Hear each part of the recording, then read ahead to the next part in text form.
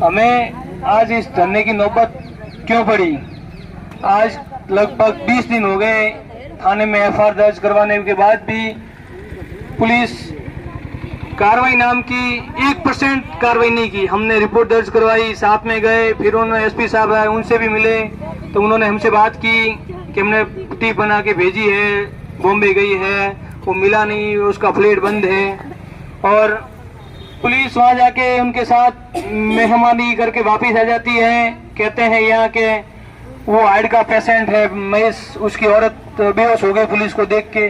वो पुलिस का काम नहीं है, बेहोश होगी अपराधी, आप उसको लाओ या पकड़कर, वो पुलिस का काम है, डॉक्टरों का काम है, बीमार है तो उसका इलाज करेंगे। आप पुलिस को अपनी कार्रवाई करनी चाहिए। हम तो ये कहते हैं कि आप उसकी की तरफ से पक्षकार नहीं रखें। एक बाणा नाम के किसी ने थप्पड़ मारी थी, रात को 2 थप्पड़ मारी, उसको पता नहीं कि सुबह तक किसने मारी थी। कईयों के घर पे पुलिस भेज दी और सुबह एक आदमी को उठा के ले आती है।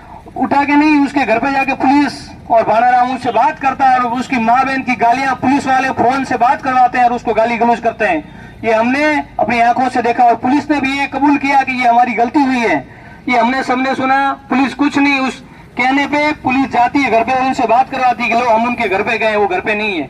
और उसकी जो जीतू सिंह अपराधी नहीं था और उसको बताया गया और उसकी माँ को उसको गालियां की गई, पुलिस ने कोई कार्रवाई नहीं करती है। पुलिस वाला, मैंने रात को डिप्टी साहब, एडिशनल एसपी साहब के सामने भी ये बात रखी थी कि पुलिस उसके कहने पे चलती है या एसपी डीएसपी उनके कहने पे चलती है और वो गाली गलौज करती है। आप क्यों कार्रवाई नहीं करते? पुलिस वाले उनसे बात करवाते हैं और गाली गलौज करते हैं।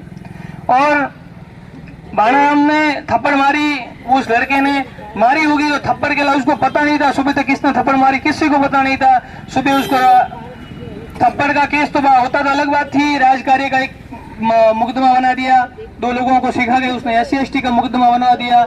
और मैंने उन भाइयों से बात की, मैंने कहा आपको कुछ बोला था? नहीं, हमने तो देखा था, मुझे तो सिर्फ गवाह में लेके गए थे और उसने SC/ST का मुकदमा दर्ज किया। हमने एडिशनल एसपी साहब से भी रात को बात की। ये झूठे, यानी कई महीनों से 15-20 लोगों पे झूठे मुकदमे दर्ज करवाए हैं। हम कह रहे हैं कि उन पे झूठे मुकदमे पर पुलिस कहती है 19-20 के करना पड़ता है, हमारे सुनना पड़ता है। ये हमें उनसे पुलिस प्रशासन से बात की तो कि 19-20 तो ये इसने थप्पड़ मारी है तो कि 19-20 होगा कि। और ये और भी झूठे मुकदमे करवाने की फिराक में है। अगर ये कार्रवाई इसके बच्चे के खिलाफ नहीं होती है, वो नारी शक्ति की बात करता है और उसका बेटा एक बहन के खिलाफ कैसी भाषा उपयोग करता है, उसका बाप उस ग्रुप में है जुड़ा हुआ, वो नारी शक्ति के कहता है कि मैं ये करता हूँ, डॉक्टर की डिग्री लगा दी है, पर उसके लोगों को ये दफा होने का काम करता है। हम सब जागरूक लोग हैं, इसके खिलाफ आवाज उठाएं, इस बहन का साथ दें। जब तक न्याय नहीं मिलता है, पुलिस के पास हम परसों गए तब हमारे पास फाइल नहीं आई है और कल बात कर रहे हैं कि फाइल हमें वहां उन्होंने हाईकोर्ट मंगवा ली है। 4 हफ्ते तक सुनवाई आगे है और पुलिस ने फाइल मंगवा दी। अब पता नहीं फाइल कब आएगी, क्या आएगी, अब वो हमने तो पता नहीं है। वहां सुनवाई भी अभी तो 4 हफ्ते तक नहीं है और फाइल वहां भेज दी गई है। तो ये सिर्फ पुलिस हमें गुमराह करती है कि कर देंगे, कार्रवाई कर देंगे, वो कर देंगे। इनको तो ये शांत हो जाए, इसको रफा दफा करके केस को खत्म करने का काम करना है और न इसके खिलाफ कोई कार्रवाई करनी है। पुलिस ने एक दिन भी बीच में आया था, फोन खुला चालू करके लोगों से बात करता है कि पुलिस डिप्टी एसडीएम सब मेरे जेब में है, वो मेरे घर तक पैर नहीं रख सकते। और ये पुलिस प्रशासन उसके कहने पे धमकियां सुनता है और उनके कहने पे काम करता है। हम आपसे सभी से आग्रह करते हैं, पुलिस प्रशासन से भी आग्रह करते हैं कि ऐसे अपराधियों को बढ़ने नहीं दिया जाए। अगर इसी के साथ तो और कहीं मारपीट होगी, आप उसकी रक्षा करने के लिए नहीं बैठे, आपकी नौकरी और भी काम है। वो तो अपराधी है, तो अपराध करेगा तो मार खाएगा और मार पर सिर्फ इतने झूठे मुकदमे दर्ज कब तक कराओगे? ये रानीवाड़ा की जनता सहन नहीं कर पाएगी।